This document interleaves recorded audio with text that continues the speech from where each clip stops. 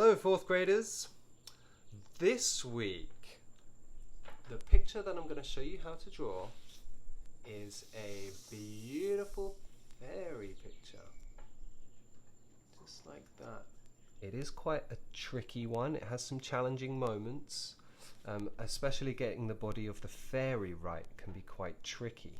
So, we do start with that. So take your time. If it's not looking right, and you can erase it like I did, erase it, try again, change it, get the whole body looking good before you carry on with the rest of the picture. Take your time with this part, get it looking right, and then finish it. But I know that you're all excellent artists, and I know that you all like trying your best and getting it right. So I think this is going to be a good challenge for you. Let's get started. So we're going to start with the shape of the fairy body, not the wings. We'll leave the wings until afterwards. And our fairy is going to have this kind of curving shape to their body. So we're going to start with that shape, and it's going to be kind of in the middle of the paper, and it's going to look like a backwards C, like that, or kind of like the letter D, but just without this part here, right? I guess I could put that there. It doesn't really matter. We're going to erase these lines, remember? So you have to press softly. Always remember to press softly. Right, the next thing we're going to do is divide that in half, okay? So it's sort of like having a semicircle and then dividing it into two quarter circles. This curve is going to be the curve of the back and where the head's going to go. So the back curves up like this, and then the head is going to be here, but the hair is going to kind of join on to the back of the neck. Okay, so all of that is kind of one curving shape, and there's the top of the head right there. Okay. Just like that, and we need a chin. And we're going to kind of do a sort of like cheating, really, because drawing a face can be quite hard. So what we're going to do is have hair hanging down, you see, like this. And that way, we don't have to actually draw any of the features of the face. Alright, we just have the little chin poking out there. There's the neck and shoulders. So we're going to see the shoulder, one there. And there's the elbow. And the hands are going to be crossed. So that's it. That's a hand, right? Hopefully that's making sense. Okay, then we've got the body here. And the body is coming down, there's the tummy, and then here, that's the back of the neck, here's the leg, top of the leg coming out, and then the knee bending down to about, sort of, we're aiming for kind of halfway. That's a bit long. I made that a bit long. It's got to be just a little bit longer than the head, right there. And then aiming for about halfway along this curve. That's what we're aiming for. So that's the line of the leg, like that. But the foot is going to be before that line. And it's just going to be like this. And it's just going to touch that line, okay? Hopefully that makes sense so far. There's the back of the foot, the leg, and the thigh,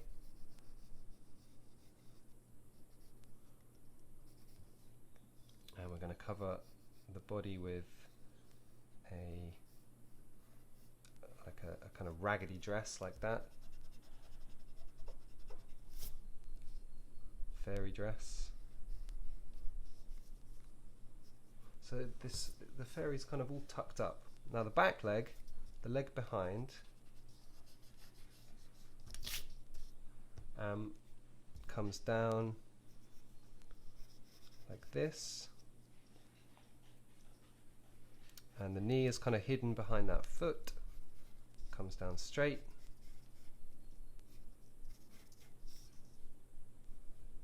And that's a little bit big there. That's better. And there's the foot.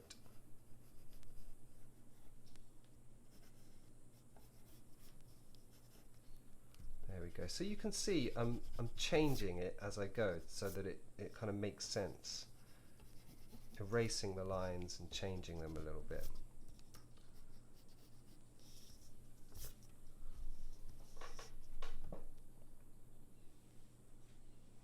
Okay, good. Now the wings.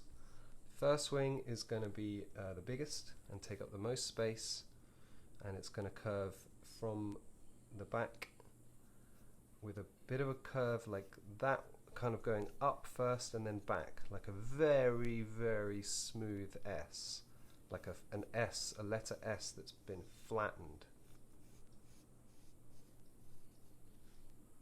And then it's going to come down here. But we're going to draw the second wing in first, which is going to come straight down like that, like a very, very long flat curve, right? So then this one goes behind it, just like that. Now this one is going to come down in a bulge and then up again. So bulge down and then up to meet here. Come out, bulge down, and then curve around like that. Next, we've got this one is gonna, they're a bit close together. Let me try that again. It's gonna come down and curl around. Come down, and then when we get to the bottom, curl around. Oops, too wide. I think that's all a bit big down here, should be much smaller. That's better. And just like this one, it has a bulge in it. Bulges out and then comes back in again. Good. Then the last thing to do is the second set of wings that are going to be behind. So they kind of follow the same shape. We have this one. That one's behind there. And this one behind that one. And then finally here, it's going to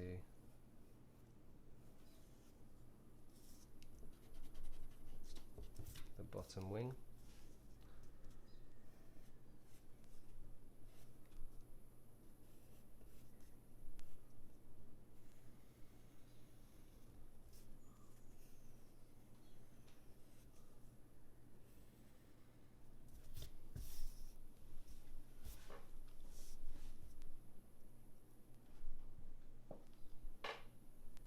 Yeah.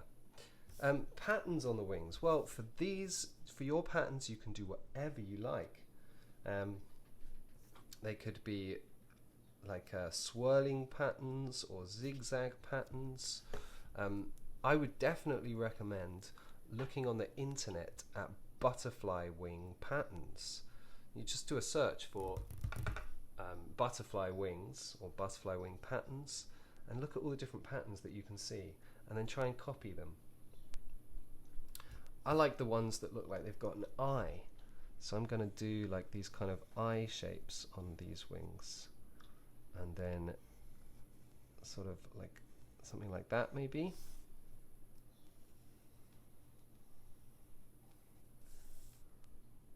I'm just going to go ahead and repeat that on these wings too.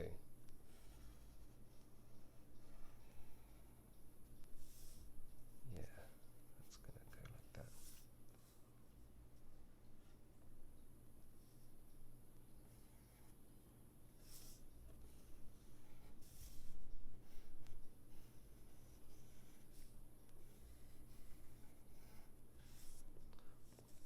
then the back side of the wing always looks different, doesn't it?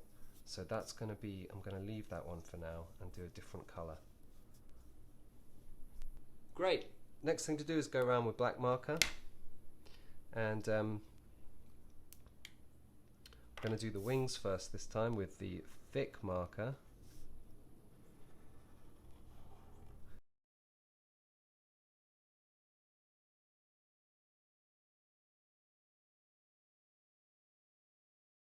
Let's use the thinner marker to add in some extra detail.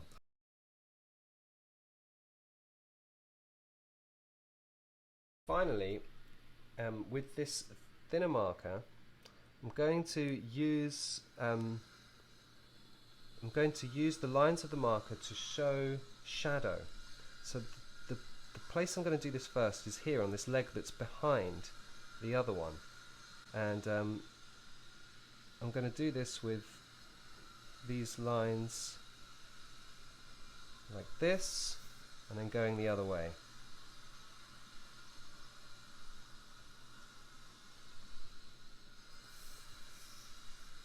That's a good trick for showing a 3D effect. I can't remember if we've done that in school or not. When you do lines like this, crossing over, there's a special name, it's called cross-hatching. We can do that on the wings too, but I'm going to space it out a bit more. Space out the lines, so these ones are closer together, right, and these ones are further apart.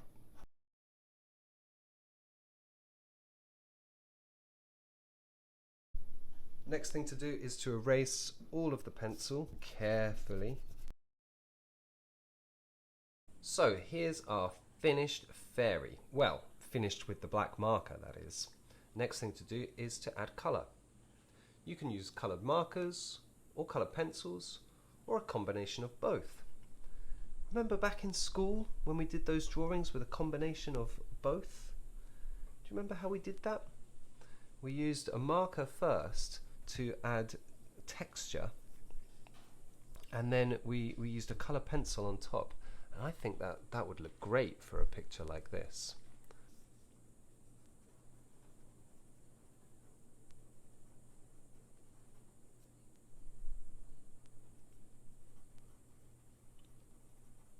So it's not exactly scribbling, but it's kind of like random squiggles.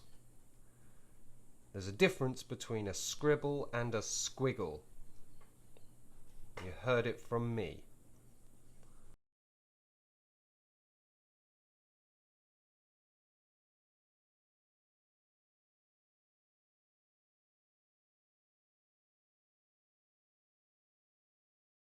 So we're going to have a lovely dark-skinned fairy. I'm going to use, again, the marker first.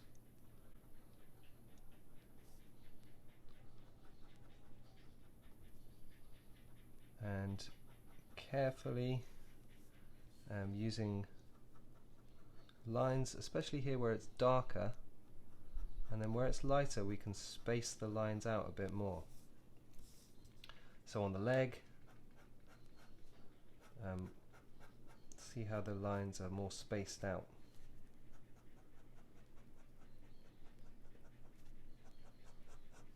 We've already got these black lines here, so I'm just going to leave those and just put this part of the leg. It helps if the lines go in a different direction. See where they meet there? Good. And then the pencil over the top.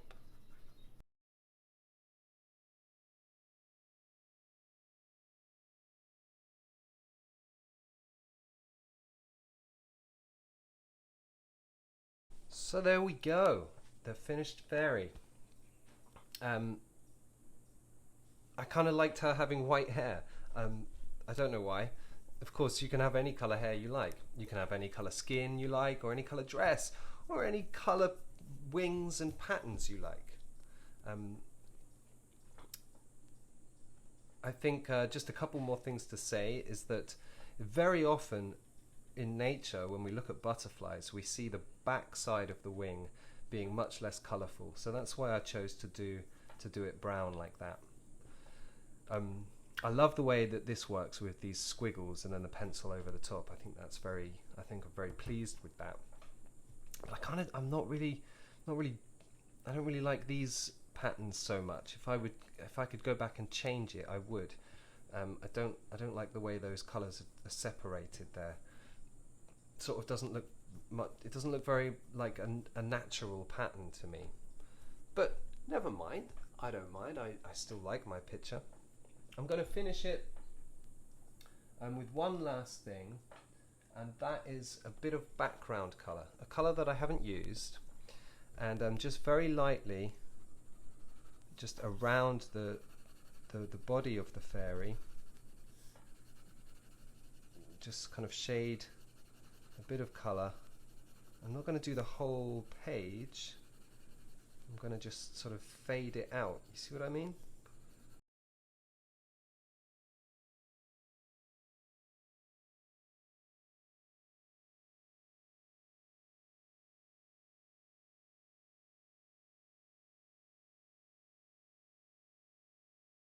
Yeah, so I hope you can see how I did that. Starting with the darkest colour around the center part of the body, and then kind of spreading the colour out like it's a kind of circle, like there's a kind of colourful bubble, like she's in a magic bubble or something like that, making the pencil lines circular the further they go out, and fading them out into the white. So there we have it, the finished fairy. Hope you have fun, and I'm really looking forward to seeing your pictures. So please do share them.